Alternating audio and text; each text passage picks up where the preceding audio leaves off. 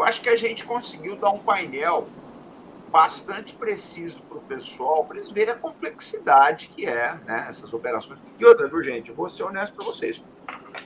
Você pega os combates por Alepo, eu fiz uns trabalhos recentes sobre isso aí, foram 4 anos de Alepo. Nada impede que essas coisas vão se arrastando na Ucrânia, enquanto isso, a Europa vai derretendo. Você vê a situação que está na França ali, a situação da Alemanha também, Portugal não está nada bem, essa aqui é a verdade, a gente vê muita notícia aí na imprensa de uma situação econômica complicada. E além da destruição da Ucrânia, a gente começa a ver a destruição de parte da economia europeia. Eu não sei não, se essa guerra se prolongar por muito tempo, eu não sei quais vão ser aí, né, as consequências. Rodolfo, você quer colocar mais alguma coisa para a gente partir para o encerramento? Não, muito obrigado, professor, mais uma vez, pela oportunidade. Foi uma honra poder debater. Queria aqui só frisar, além de agradecer a todos os espectadores pela paciência, pela deferência, pela consideração, pelo apoio ao canal Arte da Guerra, que, vejam bem, por favor, precisamos desmistificar alguns conceitos. A mídia ocidental mainstream menospreza o que era a Ucrânia pré-guerra, o que era a Ucrânia como força armada. Já escrevemos sobre isso. A mídia ocidental mainstream, por uma questão de licença poética, uma questão de narrativa, tenta tratar a Ucrânia como se fosse, com todo respeito, o Haiti guerreando contra os Estados Unidos. Ou mesmo um país assim, muito precário perante o segundo maior exército do mundo, que é a Rússia.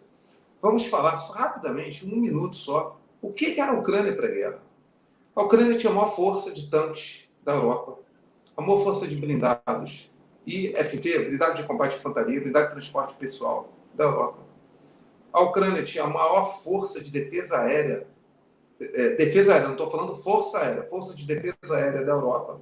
16 brigadas de S-300 modernizadas, professor. 16 brigadas de S-300. A Ucrânia tinha 90 lançadores de Tótica, SS-21, e cerca de 500 mísseis Tótica, de alcance até 500 km. A Ucrânia tinha centenas de MLRS. O Alden, que é uma adaptação do BM-21 Grad, BM-21 Grad, BM-27 Uragan e BM-30 Smerk. A Ucrânia tinha milhares de obuses rebocados D-20, D-30 e autopropulsados, como o Giacinto, o 2S1, etc. Vamos lá. Dezenas de milhares de lançadores antitanque ocidentais e até de origem russa. Vamos agora falar da Ucrânia. A Ucrânia, até 2013, tinha toda a sua estrutura de forças armadas integrada à Federação Russa. Treinamento, doutrina, intercâmbio. O maior importador de componentes da indústria militar ucraniana era a Rússia. Portanto, essa força armada ucraniana Mas ninguém fala disso, as forças russas. Quase ninguém fala Ninguém disso. fala. Vamos lá. A Ucrânia de 2014 a 2022 recebeu bilhões em treinamento e equipamentos. Tinha 400 mil veteranos de Donbass, 400 mil veteranos experimentados em Donbass. E eu queria te parabenizar aqui, me permita, professor, que numa determinada videoconferência no Sputnik, canal, né, até com uma ucraniana, e também numa live, o senhor falou uma grande verdade. Shoigu, 2 semanas antes da operação militar russa na Ucrânia, ele falou que o exército ucraniano é uma máquina de guerra tão poderosa que ele aniquilaria qualquer país europeu em guerra convencional. Qualquer país europeu em guerra convencional. Não dá para comparar a máquina de guerra que era a Ucrânia, que eu acabei de narrar, com a Polônia, com Romênia, com Hungria, com qualquer país báltico, mesmo com os países escandinavos. Chega a ser até, desculpa falar, vergonhoso comparar com a Alemanha, comparar com a Áustria, comparar com a Suíça, comparar com a própria Itália, comparar com a Espanha. Talvez equilibrando com a França, mas a França também ela tem também brigadas de reação rápida. Ela não tem capacidade de conflito prolongado para controle de território. Vide fracasso na intervenção no Mali. Isso é outra discussão. Então a gente fica ridicularizando as demoras, os reveses russos diante dessa guerra, sinceramente, é contrariar a história, contrariar todas essas evidências. Era o terceiro maior exército da Europa, após a Turquia. Só que a capacidade de combate era tão igual, em alguns aspectos, superior do que a Força Aérea realmente não era grande coisa, mas tinha 150 caças operacionais de terceira e quarta geração. Quem dera no Brasil ter 150 caças operacionais de terceira e quarta geração, correto? A Marinha realmente era muito fraca, a Marinha.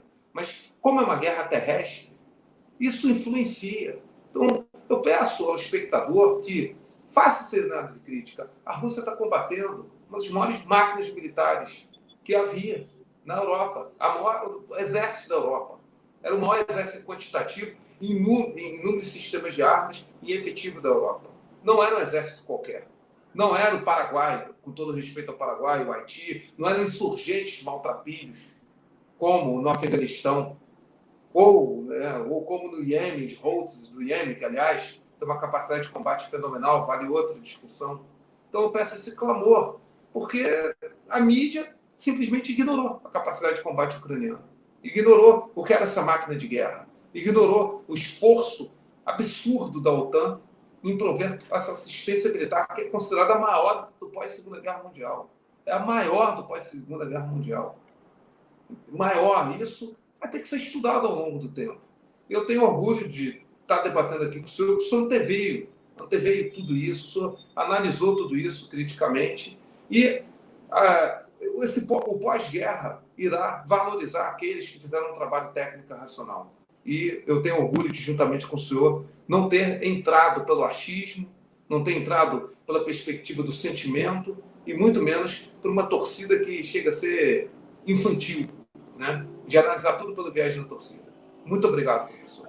E fico sempre à disposição. Eu acho, Rodolfo, que quando acabar essa história toda, nós vamos ter menos coisa para explicar do que muita gente. Tem muita gente que vai ter que se explicar. Mas você falou isso, você falou aquilo.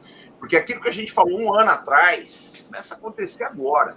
Está tendo, na esteira dessa guerra, está havendo a desdolarização, uma crise. Eu recebi imagens agora de manifestações na França, uma coisa monstruosa. Isso não tem impacto na guerra, gente. Você falou uma coisa aí do exército francês.